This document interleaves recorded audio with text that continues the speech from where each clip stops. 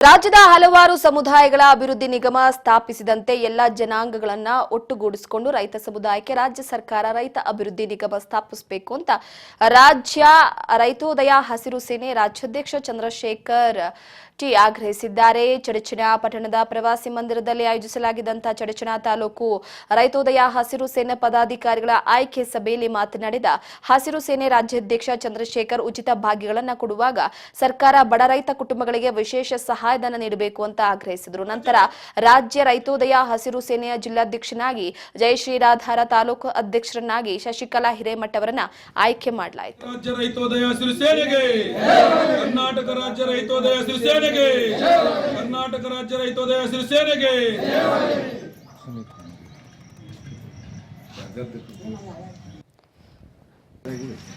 ಈ ಒಂದು ಸಂಘಟನೆಯ ಉದ್ದೇಶ ಏನು? ನಮ್ಮ ಕರ್ನಾಟಕ ರಾಜ್ಯ ರೈತ ಹಸಿರು ಸೇನೆಯ ರಾಜ್ಯ ಉಪಾಧ್ಯಕ್ಷನಾಗಿ ನಾನು ಕೆಲಸ ಮಾಡ್ತಾಯಿದ್ದೀನಿ. ನಮ್ಮ ಅಧ್ಯಕ್ಷರಿದ್ದಾರೆ ಚಂದ್ರಶೇಖರ್ ಅಂತ. ನಾವು ಒಟ್ಟಿಗೆ ಕೆಲಸ ಮಾಡ್ತಾಯಿದ್ದೀವಿ. ನಮ್ಮ ರೈತರಿಗೆ ಅನುಕೂಲ ಆಗಬೇಕು. ಏನಾಗಬೇಕು, ಇಲ್ಲಿ ನಮ್ಮ ಕರ್ನಾಟಕದಾಗ ನಮ್ಮ ಬಿಜಾಪುರ ಜಿಲ್ಲೆ ಒಳಗೆ ನಮ್ಮ ರೈತರಿಗೆ ಅನುಕೂಲ ಆಗಬೇಕು. ಒಂದು ನಮ್ಮ ಏರಿಯಾ ಹೆಚ್ಚು ಕಬ್ಬು ಬೆಳೀತಾ ಇದ್ದೀವಿ. ಕಬ್ಬಿಗೆ ಇಲ್ಲಿ ನಮ್ಮ ಉತ್ತರ ಕರ್ನಾಟಕ ಇದು ಉತ್ತರ ಜಿಲ್ಲೆದಾಗ 2700 ರೂಪಾಯಿ ಸಕ್ಕರೆ ಕಬ್ಬಿನ ಬೆಲೆ ಕೊಡ್ತಾ ಇದ್ದಾರೆ.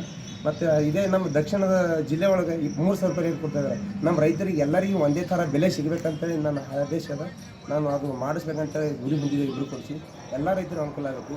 15 ದಿವಸಕ್ಕೊಂದು ಬಿಲ್ ಕೊಡ್ತೀನಿ ಅಂತ ಹೇಳ್ತಿದ್ದಾರೆ. ಇವತ್ತಿಗೆ ಕಾರ್ಖಾನೆ ಬಂದಾಗ 2 ತಿಂಗಳಾಯಿತು. ರೈತರ ಕಬ್ಬು ಹೋಗಿ 3 ತಿಂಗಳಾಯಿತು. ಇನ್ನೂ ಯಾವ ರೈತರಿಗೆ ಬಿಲ್ ಸರಿಯಾದ ಟೈಮಿಗೆ. ಬಿಜಾಪುರ ಜಿಲ್ಲೆ ಚಡಚಣ ತಾಲೂಕಿನಲ್ಲಿ ಇವತ್ತೇನು ನಮ್ಮ ರಾಜ್ಯ ಉಪಾಧ್ಯಕ್ಷರು ನಾಗರಾಜ್ ಬೀರದ್ ಅವರಿದ್ದಾರೆ, ಜಯಶ್ರೀ ಅಕ್ಕ ಮಹಿಳಾ ಜಿಲ್ಲಾಧ್ಯಕ್ಷರಿದ್ದಾರೆ, ಮತ್ತು ಇನ್ನೊಬ್ಬ ಬೋರಮ್ ಅವರು ನಮ್ಮ ಶಶಿಕಲಾ ಅವರು ನಮ್ಮ ಚಡಚಣ ತಾಲೂಕು ಅಧ್ಯಕ್ಷರಿದ್ದಾರೆ.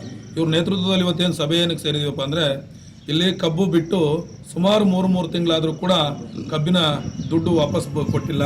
ಆಮೇಲೆ ಇಲ್ಲಿ 2800 ಚಿಲ್ಲರೆ ಮಾಡ್ತಾ ಇದ್ದಾರೆ, ಬೇರೆ ಕಡೆ 3000 ಮಾಡ್ತಿದ್ದಾರೆ. ಆದರೆ ಕರ್ನಾಟಕ ರಾಜ್ಯದೊಳಗಡೆ ಬೆಳೆಯುವಂಥ ರೈತ ಪ್ರತಿಯೊಬ್ಬ ರೈತನೇ, ಆದರೆ ಎಲ್ಲ ಕಡೆ ಸಮನಾಗಿ ಕೊಡಬೇಕು, ತಾರತಮ್ಯ ಮಾಡಬಾರ್ದು ರೈತನಿಗೆ. ಅದು ಇನ್ನೊಂದು ಏನಂದರೆ, ಇವತ್ತು ನೀರಾವರಿ ನೋಡಿ, ಇಲ್ಲಿ ಕೆಲವು ಕೆರೆಗಳನ್ನು ತುಂಬಿದ್ದಾರೆ, ಕೆಲವು ಕೆರೆಗಳನ್ನು ತುಂಬಿಲ್ಲ. ಈಗಾಗಲೇ ನಮ್ಮ ರೈತರ ಸಮಸ್ಯೆ ಏನಂದ್ರೆ, ಇವತ್ತು ನೀರಾವರಿಗೋಸ್ಕರ ಹೋರಾಟ ಮಾಡಬೇಕಾಗಿದೆ, ಕಬ್ಬಿನ ಬೆಲೆಗೋಸ್ಕರ ಹೋರಾಟ ಮಾಡಬೇಕಾಗಿದೆ. ತೊಗರಿ ಬೆಳೆ ಇದರಲ್ಲಿ 12,000 ಚಿಲ್ಲರೆ ಇತ್ತು, ಇವತ್ತು ಆಲ್ರೆಡಿ 7,000 ಚಿಲ್ಲರೆಗೆ ಬಂದಿದೆ.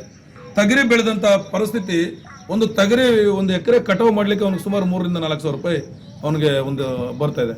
ಯಾಕಂದರೆ ಅಷ್ಟಿದ್ದಾಗ ನೀವು 12,000 ರೂಪಾಯಿ ಮೇಲೆ ಬರಬೇಕು. ಇವನ 7,000-7,500 ಕೊಡೋದು ಅನ್ಯಾಯ. ಅದ್ರ ಖಂಡಿಸಿ ನಾವು ರಾಜ್ಯ ಸರ್ಕಾರಕ್ಕೆ ಇನ್ನು ಕೆಲವೇ ದಿನಗಳಲ್ಲಿ ಇಲ್ಲಿ ದೊಡ್ಡ ಮಟ್ಟದಲ್ಲಿ ಒಂದು ರೈತ ಪ್ರತಿಭಟನೆಯನ್ನು ಹಮ್ಮಿಕೊಳ್ತೀವಿ.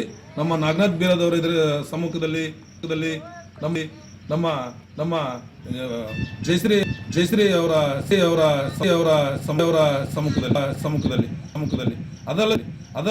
ಅದಲ್ಲದೆ ನಮ್ಮ ಕರ್ನಾಟಕದೊಳಗಡೆ 31 ಜಿಲ್ಲೆ 224 ಕ್ಷೇತ್ರದೊಳಗಡೆ ರೈತರಿಗೆ ಆಗ್ತಿರುವಂತಹ ಸಮಸ್ಯೆ ತುಂಬಾನೇ ಇದೆ. ಆ ಸಮಸ್ಯೆಗಳನ್ನ ಮಾಡಬಾರ್ದು. ಪ್ರತ್ಯೇಕವಾಗಿ